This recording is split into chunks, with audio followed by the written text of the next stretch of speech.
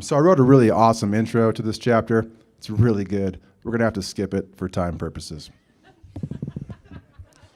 They're down the hill. They're out of the Squaw Valley. They're down in Reno. Reno is kind of a shithole, but we're going to be in a Star Wars conference. They pulled into the Reno Convention Center behind a station wagon with a bumper sticker reading, "My child has a higher midichlorian count than yours." Phillips parked the car and everyone got out. Mike spoke. "We're doing this for Donnie. We're doing this for a friend. That's why we came down here. I don't like being in the city. Let's do what needs to be done and get our asses back to Squaw." He looked around and his gaze caught a skyscraper sky and littered earth. Let's keep our wits in here. Coach Mike finished his discourse with an all hands in the middle break. He on three, he on me. 1, 2, 3, he. Ski bums are weird people. The four strode across a parking lot full of Star Wars fans from 7 to 70. "Guys," said Matty hurriedly, before producing from his various jacket pockets 4 flasks of Irish whiskey. "Nearly forgot. I picked these up with my winnings from Terribles." They gambled before. You gamble in Reno. "Picked these up from my winnings at Terribles when you're all in the John." Matty held out the ambulance. There were 4.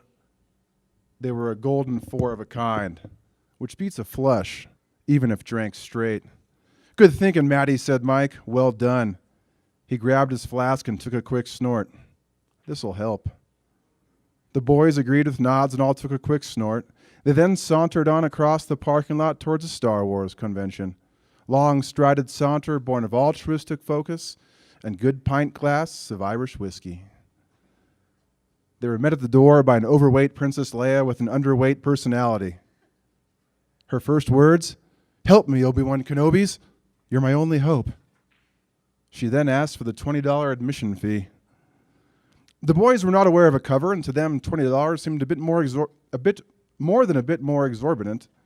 They looked at each other. Confounded, yes. Conquered, no. "Leia," said Mike with a charm somehow both subtle and overt. "We're just down here for a quick in and out for a gift for a friend." He opened his eyes wide and did his best to imbue a baby Wookiee. "We don't plan on partaking in any of the activities, and, well, $80 represents a large portion of our day's budget. Anything we can do about the cover, darling?" "Sorry, nerf herder," she answered. $20 a person means $20 a person, even for a fellow with a nice ski bum mustache like that. Standing in front of his comrades and facing the lumpy Leia, who because of the half compliment now seemed at least kissable, Mike moved his right hand to rest flat against his back. He then touched his thumb and middle finger while moving his pinky in small circles. Matty saw the sign first. He elbowed Phillips into seeing it, who elbowed Cohen into seeing it. Over the years, a rather intricate hand signal system had been developed by the ski bums to function when spoken words would not suffice. This specific behind-the-back signal pertained to a certain sneak-in strategy in which, basically, only one of the guys pays to enter, and once inside, concocts a plan to get the others in. He thinks, devises, and alerts the others to the hows and wheres of the why. Usually reserved for valley dances or out-of-town bars, the scheme was once used at a minor league baseball game. AAA on a road trip, Bend Bandits hosting the Salinas Peppers for the Western League title on a cold night in September. Never had it been used for a Star Wars convention. "Well, boys," said Mike with overtness enough to penetrate the hair-muffled ears of Senorita Leia. "You wait at the car and I'll drive around. You wait at the car and drive around Reno some more. I'll go in Han Solo and find old Donnie something nice." For some reason, Phillips answered, answering awkwardly. By gallops, the worst thespian of the group, a no doubt spoke toward the circular truth of his amatory woes. "Okay, yeah, sounds good, Mikey. We'll just drive around and go find a craps table or something and call you guys when I'm in there," Mike said toward Leia. He then turned directly at the boys and punctuated the sentence with a right-eyed wink. He spun back round toward Leia. "Here you go, darling." As he passed the princess a 20, with a soft hand, she covered a laugh. Mike laughed with her and walked through the automated sliding door entryway. A few feet before the door, he waved pointer and middle finger in subtle outward manner, as if opening the entryway with honed, telekinetic power of the Force. He entered the building and entered a new world. Looking at spaceships and galaxies and lightsabers, he was immediately bombarded by a running stormtrooper. Wearing the full-bodied white plastic suit of the fictional fascist, complete with black rubber joint connectors and a white plastic assault rifle held firmly with two hands, his right wrist supporting an intercom, his waist supporting a finely stocked utility belt, he looked quite the part, and acted it too. "Watch it, rebel scum," he said from behind a full-faced helmet. "I'm late for battle deployment, and there's a curfew in order for civilians." He proceeded, in mechanized clone dialect, to ask Mike a series of whys and hows as to his presence at the convention.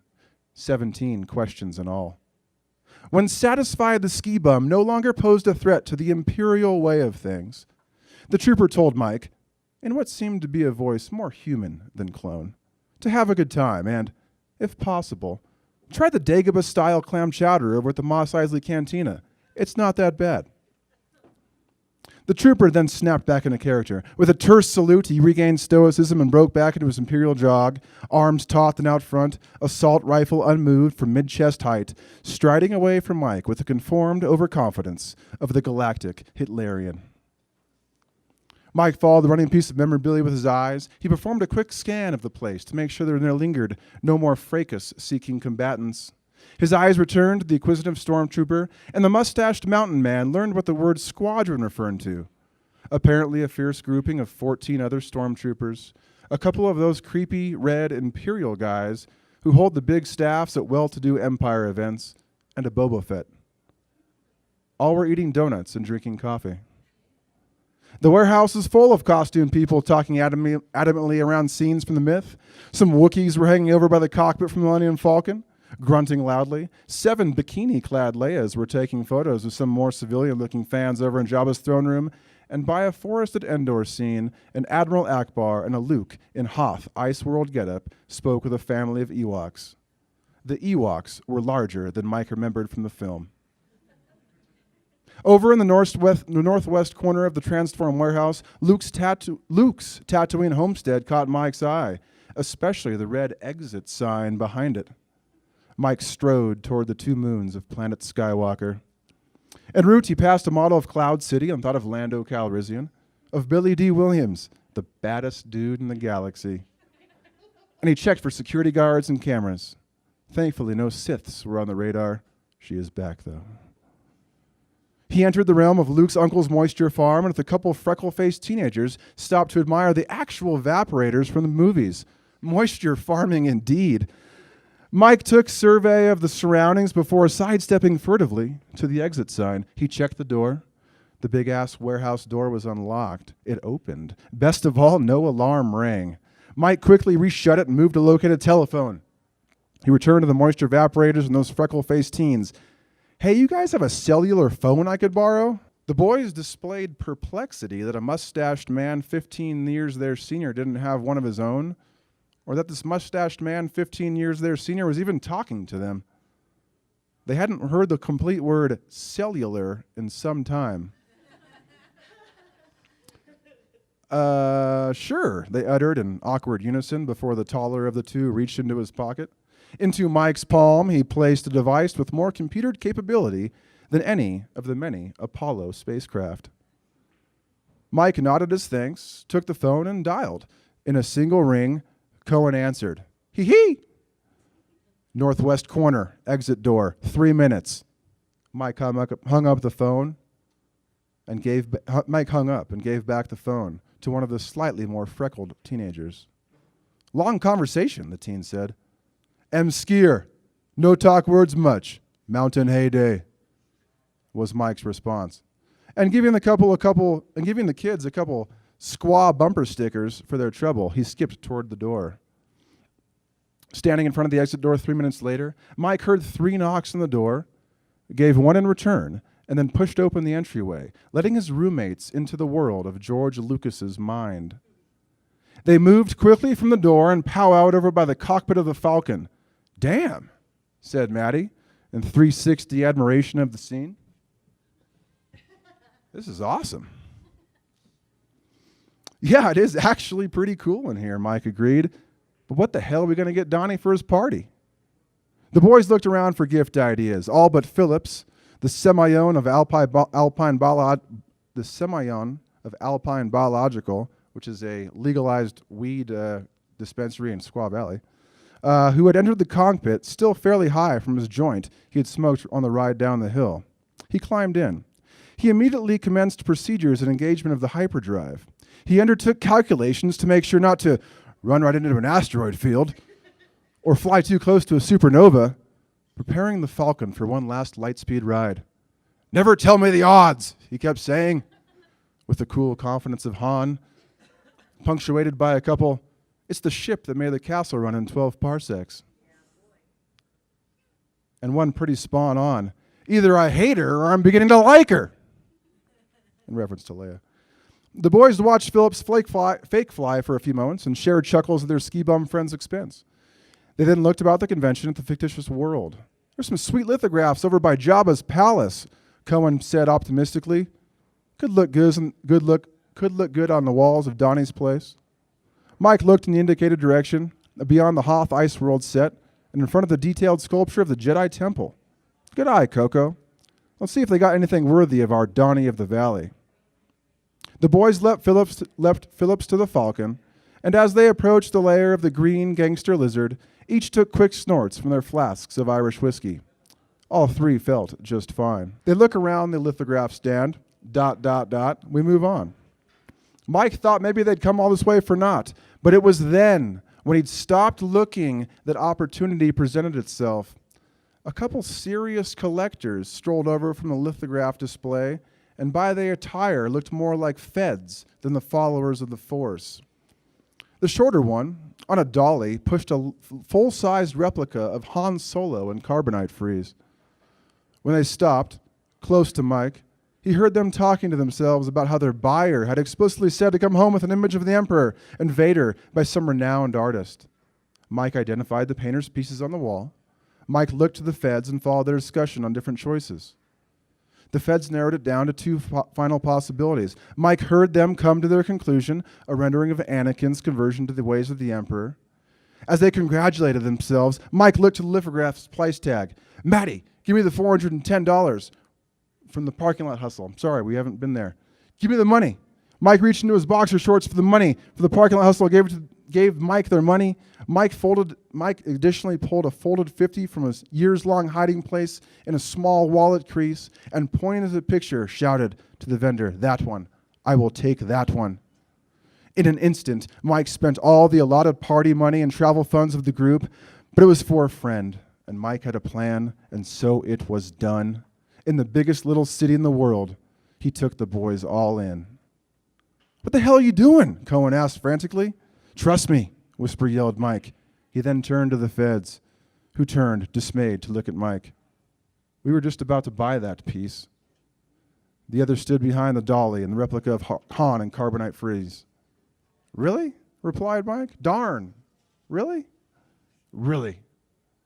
Well, I guess I can understand. Beautiful piece. I love the artist." He really didn't. Too focused on the dark side, he thought. Maddie, Phillips, and Cohen stood behind him, and though they had yet to pick up entirely on his strategy, offered firm stance.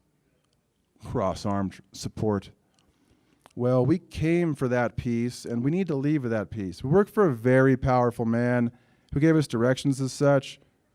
We were told there'd be no more renderings, we were told there'd be more renderings by the artist, and certainly more of Vader and the Emperor." Mike spoke confidently. "I get my weather report by walking outside."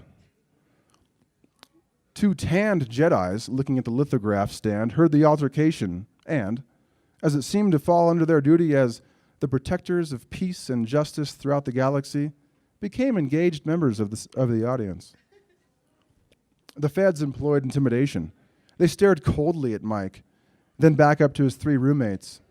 But the ski bums were a Greek phalanx of group strength. Mike spoke, nodding toward the fed's dolly. "Say, that sculpture's pretty nice." Without looking back, the feds answered in unison, "Yes, it is." Three nearby rebel pilots heard the exchange and walked over for a better listen. They took off their helmets and attached them to black utility belts draped over orange fly suits. Mike spoke. We could work a trade. A trade? We paid just damn near $1,000 for that, said number one, Fed number one. What do you have to sweeten the deal? Continued Fed number two. A pack of sand people appeared to the right of the boys, and their large eyes, snouts, and nodule antlers gave Matty a start. The activity heightened Phillips's herbal buzz, and he felt like 1,000 eyes, or at least the single eye of that creepy, fast-talking, one-eyed eel droid who serves as the doorman at Jabba's palace, had somehow settled upon him. Cohen remained steadfast and furrow-browed. We just spent the rest of our dough. We got $10 left and we ain't parting with it, said Mike. He pulled a couple Squaw bumper stickers from his pocket. But I'll throw these in for good measure. He handed them to the men in black, who swatted the stickers to the ground. We seem at an impasse, rebel scum. Maybe so, Sith suckasses. Mike looked over to Jabba's palace, his eyes settling on the animatronic gangster slug. But if the guy you work for is as mighty as you say he is, I know I sure wouldn't want to leave this place without the one thing he told me to acquire. He gestured in the direction of Han's carbonite freeze. I mean, look what happened to old Han over there. We could take it from you and leave this place. At such affront to the basic mantras of the Force, the 2 Jedi, the 3 rebel fighters, and even the pack of sand people stepped closer in support for the boys. The Feds took a measured step back. You could try, Mike said. He then outstretched his right arm and now, in invocation of the old Jedi mind trick, waved a hand slowly from right to left. Or you could trade us straight up, eat the few $100, of which I'm sure there's plenty more, and go back to your master with satisfactory result and save your skin. The 3 Jedi smiled approvingly, then collectively strengthened suggestion by closing their eyes and pointed, Zen concentration.